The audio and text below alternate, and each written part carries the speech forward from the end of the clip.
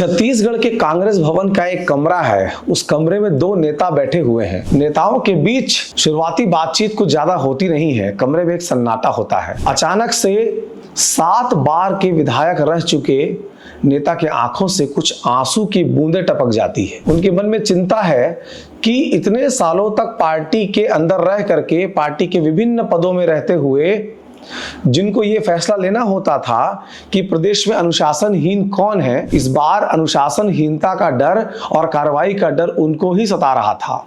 लिहाजा एक अध्यक्ष हैं जिनको यह साबित करना था कि पार्टी में अध्यक्ष से बड़ा कोई नहीं होता है, और एक नेता हैं जिनको अपनी बर्खास्तगी का डर या अनुशासनहीनता की कार्रवाई का डर सता रहा था। नमस्कार, जोहार। आप देख रहे हैं, मेरा नाम है देवेश तिवारी और आप देख रहे हैं सीजी बॉक्स। अगर अब तक आपने अपने चैनल सीजी बॉक्स को सब्सक्राइब नहीं किया है तो कर लीजिए।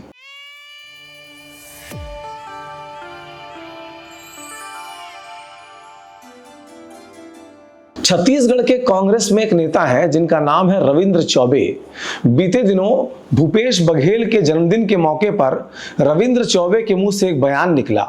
बयान क्या निकला, इस बयान से बवाल कट गया।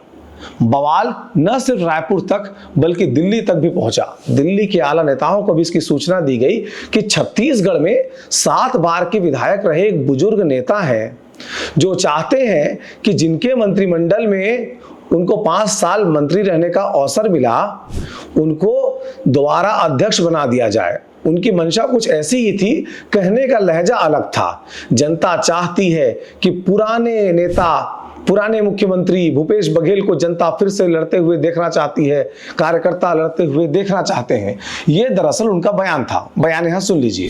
हमारे छत्तीसगढ़ में जनता की इच्छा है, आज भी भूपेश बघेल नेतृत्व करे कांग्रेस के, आने वाला समय में भी भूपेश बघेल नेतृत्व करे कांग्रेस के। अगला लड़ाई भारतीय जनता पार्टी से, ये सरकार से, विष्णुदेव के कुशासन से, मोदी के गारंटी से अगर लड़ना है तो समझ लेना, पहला ताकत और हिम्मत कामा है केवल और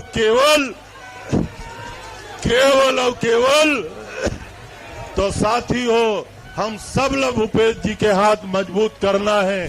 अब इस बयान के बाद छत्तीसगढ़ कांग्रेस के भीतर एक हलचल मची कि क्या दीपक बैच के अध्यक्षी को रविंद्र चौबे पचा नहीं पा रहे हैं। क्या पुराने नेताओं को ऐसा लगता है कि छत्तीसगढ़ के कांग्रेस की अध्यक्ष की कुर्सी उनकी बपौती है, या उस कुर्सी पर केवल वही बैठ सकते हैं, या नए नेताओं को उस पर बैठने का अवसर नहीं मिलेगा।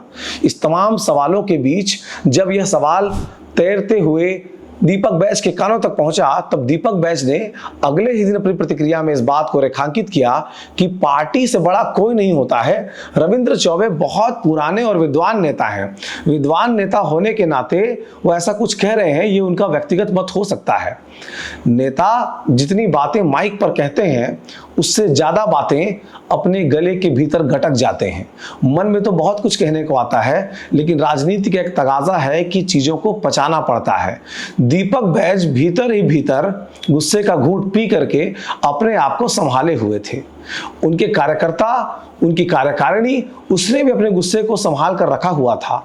तब जबकि दीपक बैच कांग्रेस के अध्यक्ष रहते, कई ऐसे आंदोलन कर रहे हैं जिनको सही मायने में कांग्रेस के अध्यक्ष को करना चाहिए, चाहे वह पदयात्रा हो, बड़ी रैलियां हो, प्रदेश में अन्य मोर्चों पर पीड़ित होने वाले लोग हों, पेड़ों की कटाई हो, जहां उनको जाने का अवसर मिल रहा है वो जा रहे हैं। वो दिगर बात है कि किसी अध्यक्ष के कार्यकाल की तुलना में उनके कार्यकाल की तुलना की जाए तो उसमें किसी में अधिक, किसी में कम, किसी में नफा, किसी में नुकसान दिखाई पड़ सकता है।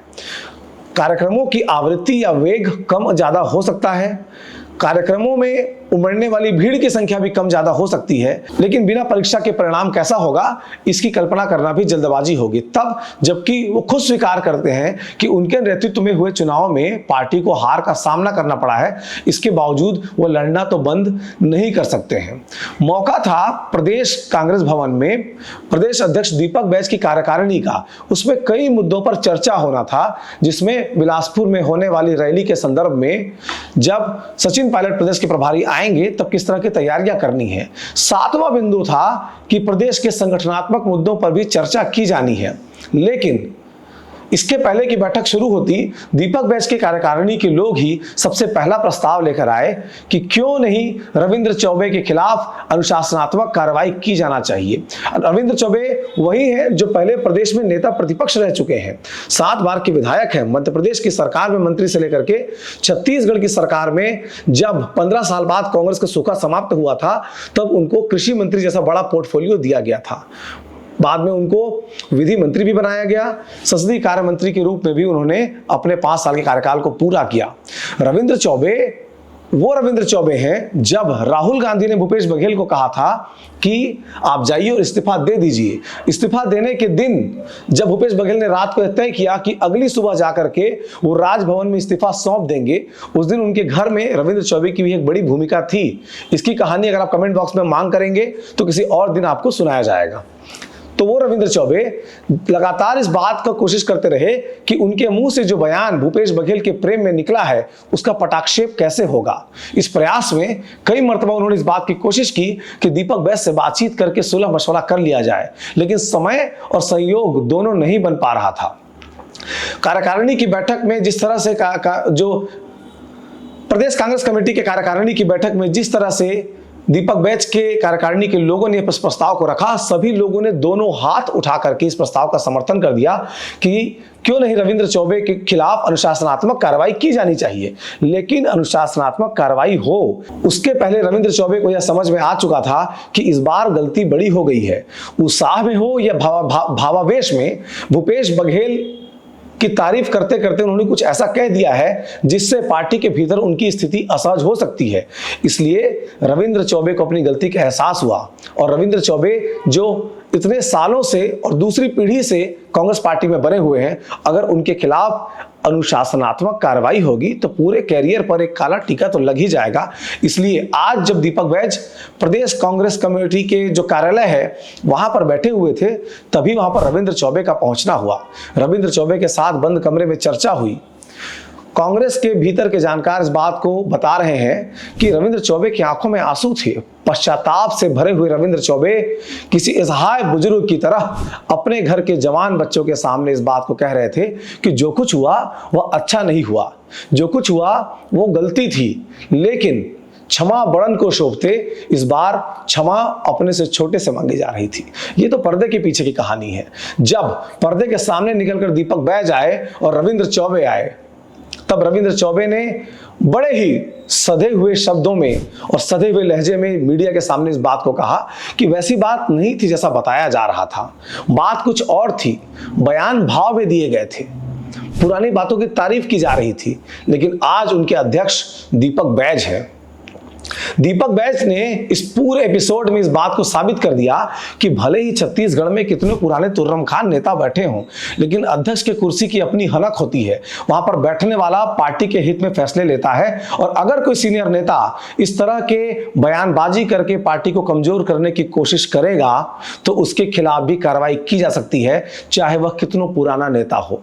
इस तरह के कार्रवाई के डर से रविंद्र चौबे का कांग्रेस भवन पहुंचना और अपनी बातों को निजी तौर पर दीपक बैच को कहना और मीडिया के सामने आकर के यह बताना कि उनकी ओर से कोई गिला शिकवा नहीं है, दोनों मिलकर काम करना चाहते हैं। दीपक बैच का नेतृत्व वो स्वीकार करते हैं, उस नेतृत्व में वो काम करेंगे, साथ ही अपना स्नेह भी दीपक बैच के बारे में दिखाते नजर आए। सुनिए इस बयान को। बहुत ही सम्मानीय प्रदेश अध्यक्ष दीपक बैच जी, सम्मानित साथियों, लगातार एक सप्ताह से मीडिया में चर्चा का विषय बना रहा। पहले दिन ही कुछ चैनल के मित्रों से मैंने अपनी बात कही थी। दीपक बैच जी हमारे अध्यक्ष हैं, मजबूती से भारतीय जनता पार्टी के डबल इंजन की सरकार से लड़ रहे हैं। हमारा पूरा स्नेह उनके साथ है, हमारा पूरा समर्थन उनके साथ है, हमारा पूरा सहयोग उनके साथ है। उसके बाद भी कुछ चैनल में और जहां मेरी बातें नहीं पहुंच पाई, फिर से कहना चाहता हूं, आदरणीय अध्यक्ष जी के नेतृत्व में प्रदेश में हम मजबूती के साथ लड़ाई लड़ रहे हैं। कोई बीच में ऐसी बातें जो हुई है ऐसी कोई बात नहीं है। और माननीय भूपेश बघेल जी के जन्मदिन में कही हुई मेरी बात को भ्रमपूर्वक जो बातें सामने आई, अब मंच से जो बातें किसी के आशीर्वाद देने, शुभकामना देने में जो बात कही गई थी, मैं ऐसा मान के चलता हूँ फ्लो में अगर वो बात कही भी गई थी तो वो बातें नहीं थी जो प्रेस में आया। मैं फिर से इसीलिए राजीव भवन आकर के माननीय बैज जी के सामने, आप सबके सामने, आदरणीय के हम पूरे साथ हैं, पूरा कांग्रेस एकजुट होकर के दीपक बैज जी के नेतृत्व में भारतीय जनता पार्टी के साथ लड़ाई लड़ रही है। आगे भी हम इस लड़ाई को जारी रखेंगे। आदरणीय, दोनों बातें आपने कहा, विवाद था और गलतफहमी थी। ना कोई विवाद था, ना कोई गलतफहमी थी। आदरणीय अध्यक्ष जी बेहद मैच्योर हमारे आदरणीय अध्यक्ष हैं और नेतृत्व कर रहे हैं। हम सबका समर्थन इनके साथ है। इस पूरे एपिसोड में रविंद्र चौबे का कद घटा है।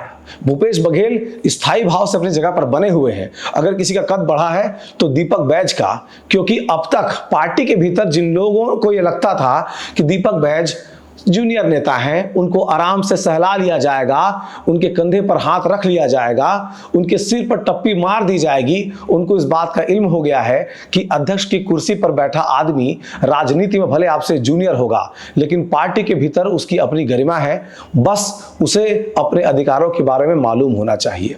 तो इस पूरे एपिसोड को आपने सुना, ये खबरें आपको कैसी लगी इसके बारे में कमेंट बॉक्स में जरूर बताइएगा। बीच में किस्से का जिक्र किया है, अगर उसको भी सुनना हो तो कमेंट बॉक्स में बताइएगा, किसी और दिन उसके बारे में चर्चा जरूर करेंगे। जोहार।